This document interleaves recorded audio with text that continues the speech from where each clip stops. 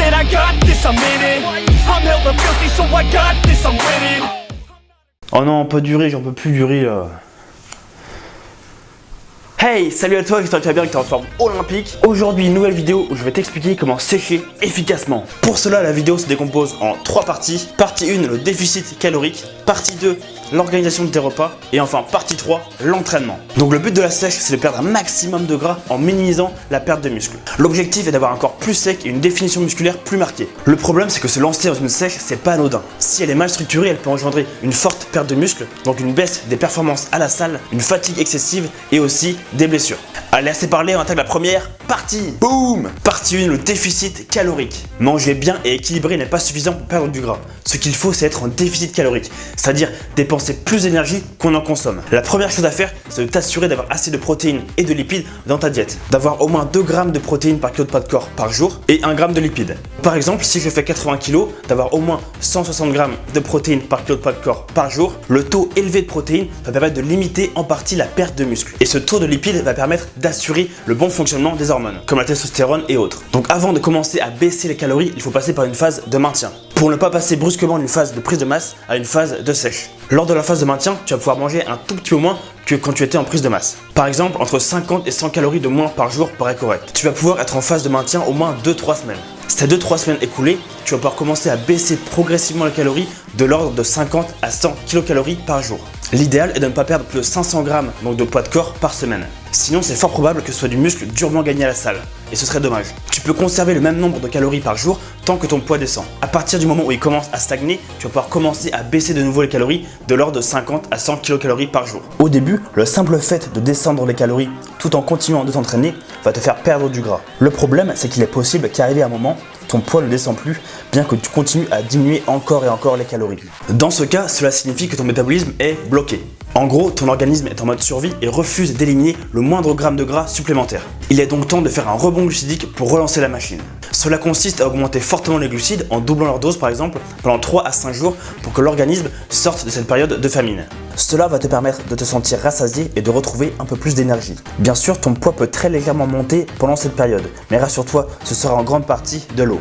Passé ces 3 à 5 jours, tu vas pouvoir recommencer à diminuer les calories et tu constateras que ton poids recommencera à baisser. Tu peux réaliser un rebond glucidique toutes les 5 semaines si besoin. Numéro 2, l'organisation des repas. Rien qu'en parler, j'ai faim quoi.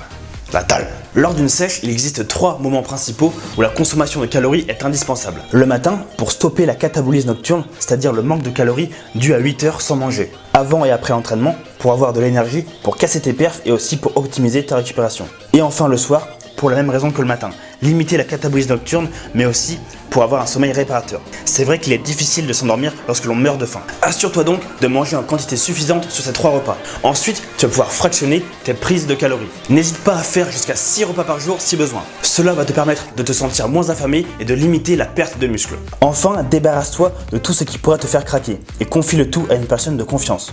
Dis-toi que si tu as faim et que tu n'as rien qui pourrait te tenter dans tes placards, tu seras bien obligé de manger ton fromage blanc 0%.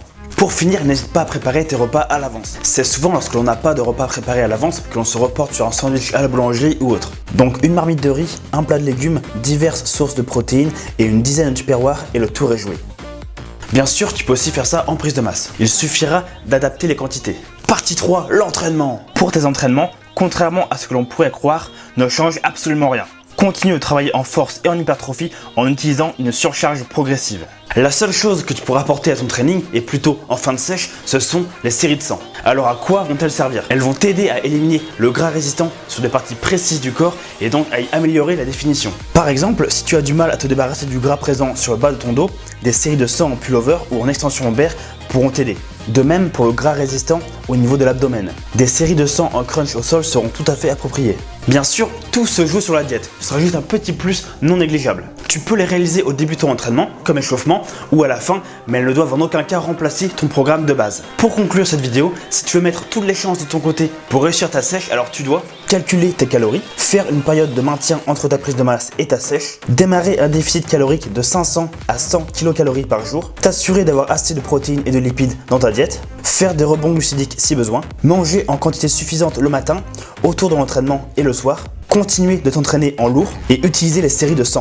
Donc n'hésite pas à screener ce récap, cadeau de la maison. Avant de terminer cette vidéo, je tiens à te dire de ne pas sécher tous les ans. Comme on l'a vu, perdre du gras n'est pas anodin. Donc si tu souhaites prendre du muscle sur le long terme, n'hésite pas à espacer au maximum tes périodes de sèche. Si tu sens que tu as besoin de faire une sèche avant chaque été, cela signifie que tu prends trop de gras pendant ta prise de masse et qu'un rééquilibrage des calories s'impose.